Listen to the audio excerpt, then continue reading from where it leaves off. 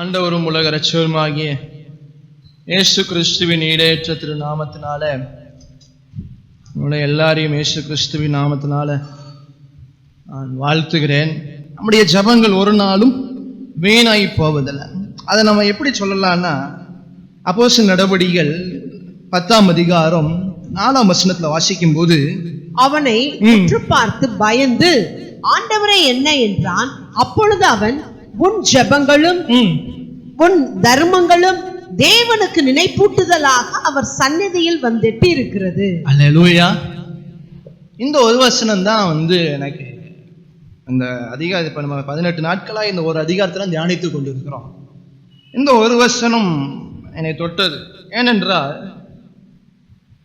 இந்த வசனத்துல தெளிவாய் பார்க்கிறோம், உன்னுடைய ஜபங்களும் உன் ஜபங்களும். கொர்நேலி என்ன ஜெபித்தார் நீங்க ஸ்பெசிபிக்காய் தெளிவாய் போடப்படவில்லை. அவர் எந்த காரியத்துக்காக ஜெபித்தார் அப்படின்னு நமக்கு தெளிவாய் போடப்படவில்லை.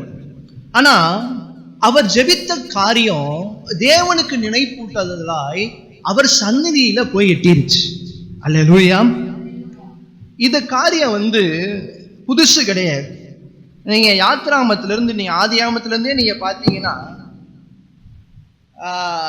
யாத்திராகமத்துல இஸ்ரவேல் ஜனங்கள் யாத்திராகம புத்தகம் 2ஆம் அதிகாரம் 23, 24 வசனங்களை நீங்க படித்து பார்த்தீங்க அப்படின்னா, இஸ்ரவேல் புத்திரர் அடிமைத்தனத்தினால் தவித்து முறையிட்டு கொண்டிருந்தார்கள். அவர்கள் அடிமைத்தனத்திலிருந்து முறையிடும் போது சத்தம் தேவ சந்நிதியில் எட்டினது என்று வாசிக்கிறோம். அல்லேலூயா. தேவன் அவர்கள் பெருமூச்சை கேட்டு தாம் ஆபிரகாமோடும் ஈசாக்கோடும் யாக்கோபோடும் செய்த உடன்படிக்கையை நினைவு கூர்ந்தார் என்று வாசிக்கிறோம். தேவன் இஸ்ரவேல் புத்திரரை கண்ணோக்கினார், தேவன் அவர்களை நிலைத்தருளினார். பாருங்க, ஆண்டவர் நம்முடைய ஜபங்களை அவர் நினைப்பூட்டுகிறார், அவர் நினைத்தருளுகிறார். இன்னொரு எக்ஸாம்பிள், இன்னொரு ஓமை சொல்ல போனா, இன்னொரு நபரை சொல்ல போனா, அன்னாள் எடுத்துக்கொள்ளுங்க. அன்னாள் தனக்கு பிள்ளை இல்லை என்று சொல்லி ரொம்ப அழுது. 1 சாமுவேல் 1ஆம் அதிகாரத்துல நம்ம வாசிக்கிறோம், எல்லாத்துக்கும் தெரிந்ததான பகுதி. அவ எந்த அளவுக்கு பெருமிச்சு விட்டு 1 சாமுவேல் 1ஆம் அதிகாரம் 9ஆம் வசனம் 10ஆம் வசனத்துல நீங்க வாசிக்கும் போது, அவங்க எந்த அளவுக்கு அன்னாள் அவ அழுது புலம்பி, 10ஆம் வசனம் போடுங்க, எந்த அளவுக்கு அவ மனம் கசந்து மிகவும் அழுது கர்த்தரை நோக்கி விண்ணப்பம் பண்றான் என்று நம்ம பார்க்கிறோம். 19ஆம் வசனம் 20ஆம் வசனத்துல வாசிக்கும் போது, அவர்கள் அதிகாலையில் எழுந்து கர்த்தரை பணிந்து கொண்டு ராமாவில் இருக்கிற தங்கள் வீட்டுக்கு திரும்பி போனார்கள். எல்கானா தன் மனைவியாகிய அன்னாளை அறிந்தான். கர்த்தர் அவளை நினைத்தருளினார். கர்த்தர் அவளை என்ன பண்ணினார்? நினைத்தருளினார்.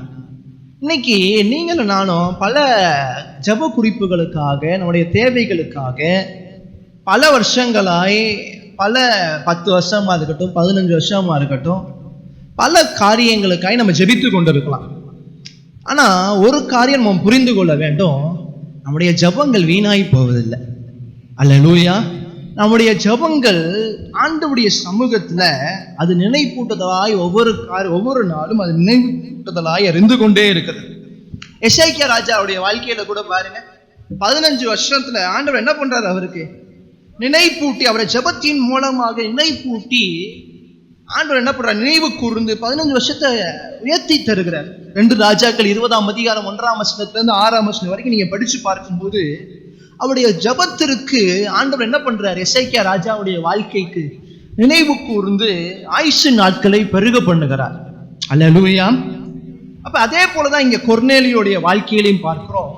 கொர்நேலியுக்கு இங்க தெளிவாய் வசனம் 4ஆம் வசனத்துல சொல்லப்படுகிறது, உன்னுடைய ஜபங்கள், உன் ஜபங்களும் உன் தர்மங்களும் தேவனுக்கு நினைப்பூட்டுதலாய் அவர் சந்நிதியில வந்து எட்டினது. அல்லேலூயா. லேவியராகம புத்தகத்துல 2ஆம் அதிகாரத்துல 1ஆம் வசனம் 2ஆம் வசனத்தை நீங்க வாசித்து பார்க்கும்போது, ஒருவன் போஜன பலியாகிய காணிக்கையை கர்த்தருக்கு செலுத்த வேண்டுமானால் அவன் காணிக்கை மெல்லிய மாவாய் இருப்பதாக, அவன் அதன் மேல் எண்ணெய் வார்த்து அதன் மேல் தூப வர்க்கம் போட்டு அதை ஆரோனின் குமாரனாகிய ஆசாரியர்களிடத்தில் கொண்டு வருவானாக. அப்பொழுது ஆசாரியன் அந்த மாவிலும் எண்ணெயிலும் 1 கைப்பிடி நிறைய தூப வர்க்கம் எல்லாவற்றோடும் எடுத்து அதை பலிபீடத்தின் மேல் ஞாபக குறியாக தகனிக்க கடவன். இது அது கர்த்தருடைய சுகந்த வாசனையான தகன பலி. வேதாகமத்துல லேவியராகமத்துல சொல்லப்படாத ஆனா எழுதி வைத்திருக்கக்கூடியதான ஒரு பலி என்ன அப்படின்னா ஞாபகத்துக்குரிய பலி. இத இந்த 2ஆம் அதிகாரத்துல தொடர்ச்சியாய் நம்ம பார்க்க முடிகிறது. 9ஆம் வசனம் பாருங்க, 9வது வசனம், இதே 2ஆம் அதிகாரம் 9ஆம் வசனம். அந்த போஜன பலியிலிருந்து ஆசாரியன் ஞாபக குறியாக ஒரு பங்கை எடுத்து பலிபீடத்தின் மேல் தகனிக்க கடவன். ஒரு ஞாபக குறியாகிய ஒரு பலியை பார்க்கிறோம். அதே 16ஆம் வசனத்துல பாருங்க, 16. பின்பு ஆசாரியன் முதிர்ந்த தானியத்திலும் எண்ணெயிலும் எடுத்து ஞாபக குறியான பங்கை அதன் தூபவர்க்கம் எல்லாவற்றோடும் கூட தகனிக்க கடவன். இது கர்த்தருக்கு இடும் தகன பலி. அல்லேலூயா. இதே லேவியராகமத்துல 5ஆம் அதிகாரம் 16ஆம் வசனம், 6ஆம் அதிகாரம் 15ஆம் வசனம், 24ஆம் அதிகாரம் 7ஆம் வசனம், 5:16 கூட வாசித்து பாருங்க. பரிசுத்தமானதை குறித்து தான் செய்த தப்பிதத்தினால் உண்டான நஷ்டத்தை செலுத்தி அதனோட 5இல் ஒரு பங்கை அதிகமாக கூட்டி ஆசாரியனுக்கு கொடுப்பானாக. குற்ற நிவாரண பலியாகிய ஆட்டு கடாவினாலே அவனுக்காக ஆசாரியன் பாவ நிவர்த்தி செய்ய கடவன். அப்பொழுது அவனுக்கு மன்னிக்கப்படும். அல்லேலூயா.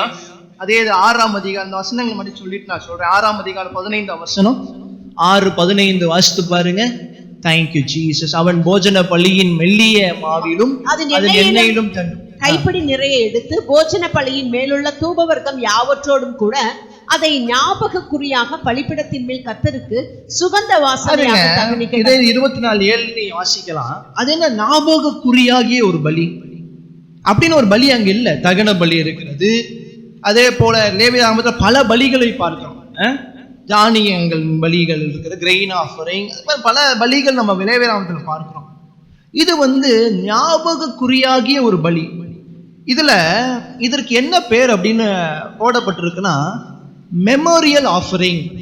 மெமோரியல் ஆஃபரிங், ஞாபக குறியாகிய ஒரு பலி அப்படின்னு போடப்பட்டிருக்கு. இப்ப அப்போஸ்தலர் நடபடிகள் 10ஆம் அதிகாரம் 4ஆம் வசனத்துல நம்ம வாசிக்கும் போது, இங்கிலீஷ்ல NIV-ல போடுங்க.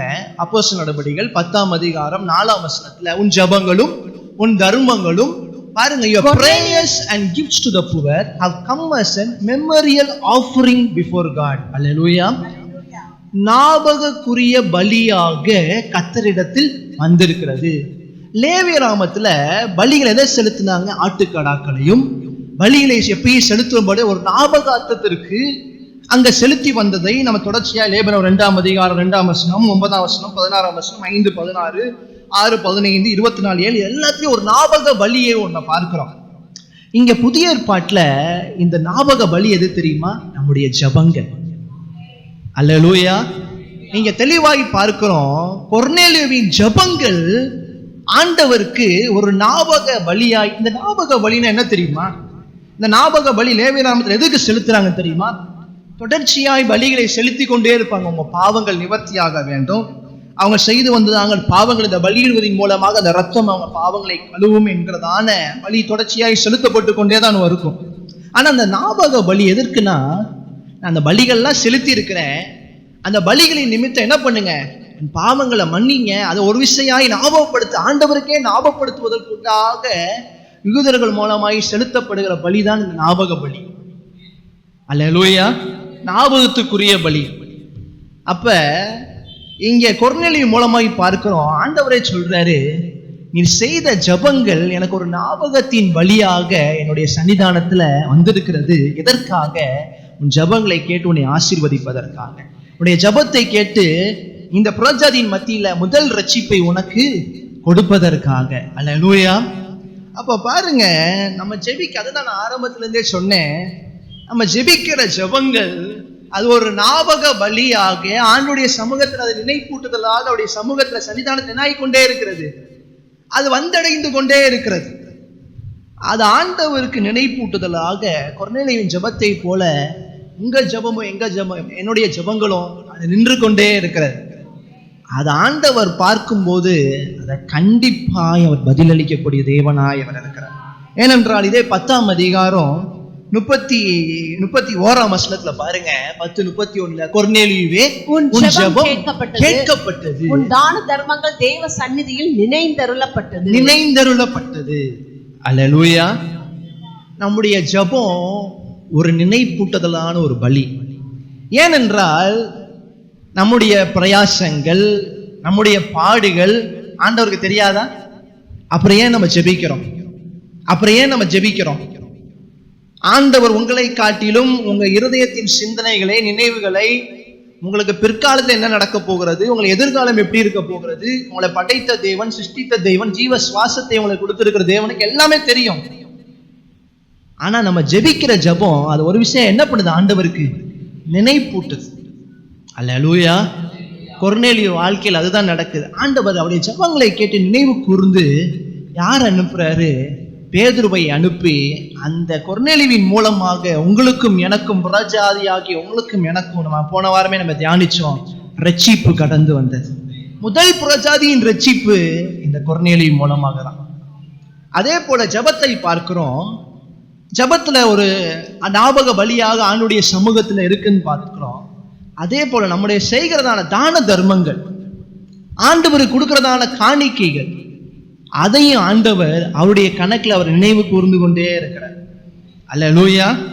ஏன்னா தெளிவா நம்ம நீதிமொழியின் புஸ்தகம் 19ஆம் அதிகாரம் 17ஆம் வசனத்துல வாசியில் எல்லாத்துக்கும் தெரிந்த வசனம் தான். ஏழைக்கு இறங்குறவன் கர்த்தருக்கு கடன் போறான்.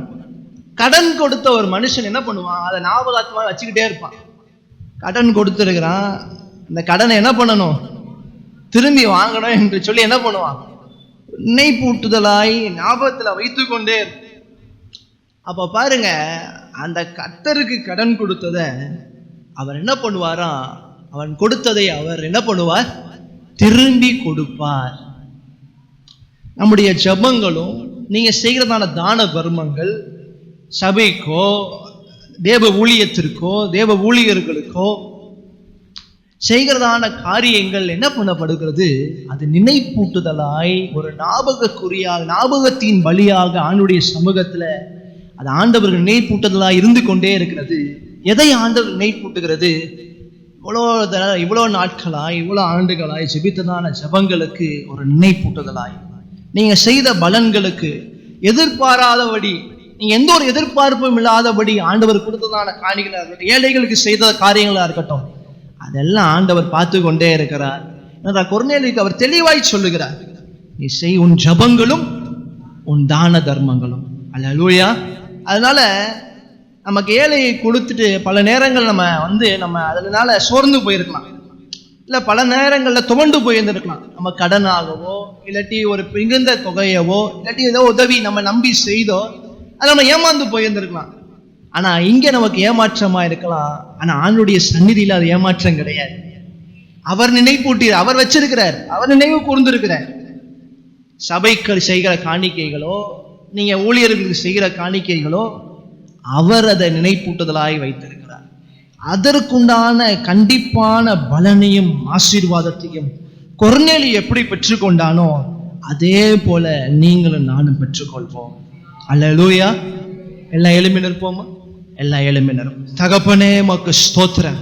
இயேசு ராஜனே மக்கு நாங்கள் கோடான கோடி நன்றி செலுத்துகிறோம். ஆண்டவரே, கொர்நேலியுடைய ஜெபங்களும் அவன் தான தர்மங்களும் ஒரு மெமரியல் ஆஃபரிங், ஒரு ஞாபக குறியாகிய ஒரு பலியாகிய லேவிய ராமத்தில் எப்படி உமக்கு வழங்கப்பட்டதோ அதே போல எங்களுடைய புதிய ஏற்பாட்டின் நாட்கள்ல ஏசப்பா எங்களுடைய ஜெபங்கள் உடைய சன்னிதானத்துல வந்து அடைந்திருக்கு. எங்களுடைய தான தர்மங்கள், நாங்க கொடுக்கிற காரியங்கள் உம்முடைய சன்னிதானத்துல அது ஞாபகக்குறியாக வந்திருக்கிறது. அதை ஒரு விசையாய் நினைவு கூர்ந்து நீர் எங்களை ஆசீர்வதிப்பீர், எங்கள் ஜெபங்களுக்கு பதில் அளிப்பீர். எங்கள் விசுவாசம் எங்களுக்கு இருக்கிறது தகப்பனே. கொர்நேலியுவை ஆண்டவரே, அவருடைய ஜெபங்களை, அவருடைய தான தர்மங்களின் மூலமாய் ஏசப்பா அவருடைய குடும்பத்தை மாத்திரமல்ல புறஜாதிகள் அனைவரையும் நீர் ஆண்டவரே உம்முடைய ராஜ்யத்துக்குள்ளாய் சேர்த்து கொண்டது போல அந்த உன்னதமான ஆசீர்வாதத்துக்கு அந்த குடும்பத்தை நீர் ஆண்டவரே ஏசப்பா உட்படுத்தினது போல ஆண்டவரே ஏசப்பா எங்கள் மூலமாய் ஆண்டவரே தேவனுடைய ராஜ்யம் இன்னும் பலமாய் ஸ்தாபிக்கப்பட நீரே உதவி செய்வீராக. தகப்பனே, எங்களை முற்றிலுமாய் ஆண்டவரே உம்முடைய சன்னிதானத்துல நாங்கள் தாழ்த்தி அர்ப்பணித்து ஜெபிக்கிறோம். ஆண்டவரே, நீர் ஒருவர் மாத்திரம் மகிமைப்படுவீராக. தகப்பனே, நாங்கள் நெடுங்காலமாய் ஜெபிக்கிற ஜெபங்கள் ஆண்டவரே, ஒருவேளை நாங்கள் சோர்ந்து போயிருக்கலாம், ஒருவேளை நாங்கள் தளர்ந்து போயிருக்கலாம். ஆனா எங்கள் தேவன் எங்கள் ஜெபங்களை நினைவு கூறுகிறவர். அன்னாளின் ஜெபத்தை நினைவு கூர்ந்தவர். ஆண்டவரே, இஸ்ரவேலின் ஜெபங்களை நினைவு கூர்ந்தவர். எசேக்கியா ராஜாவின் ஜெபத்தை, இது போல வேதாந்தத்தில் எங்கள் முற்பிதாக்கள் ஒவ்வொருத்தருடைய ஜெபங்களையும் நினைவு கூர்ந்து நீர் பதிலளித்த தெய்வம். எங்களுடைய ஜெபத்தை நீ நினைவு கூறுகிறதற்காக உமக்கு கோடான கோடி ஸ்தோத்திரம். உமக்கு நாங்கள் கோடான கோடி நன்றி செலுத்துகிறோம் அப்பா. ஆண்டவரே, இந்த நாளை, இந்த உபாச நாளை எங்களுக்கு ஒரு ஆசீர்வாதமான நாளாக, ஒரு ஜெயமுள்ள நாளாக நீ மாற்றி தந்ததற்காக உமக்கு நன்றி. உமக்கு கோடான கோடி ஸ்தோத்திரம். உம்முடைய நாமம் மாத்திரம் மகிமைப்படட்டும். இயேசு கிறிஸ்துவின் நாமத்தினால நாங்கள் ஜெபித்து ஜெயம் எடுக்கிறோம் எங்கள் ஜீவனுள்ள நல்ல பிதாவே, ஆமென்.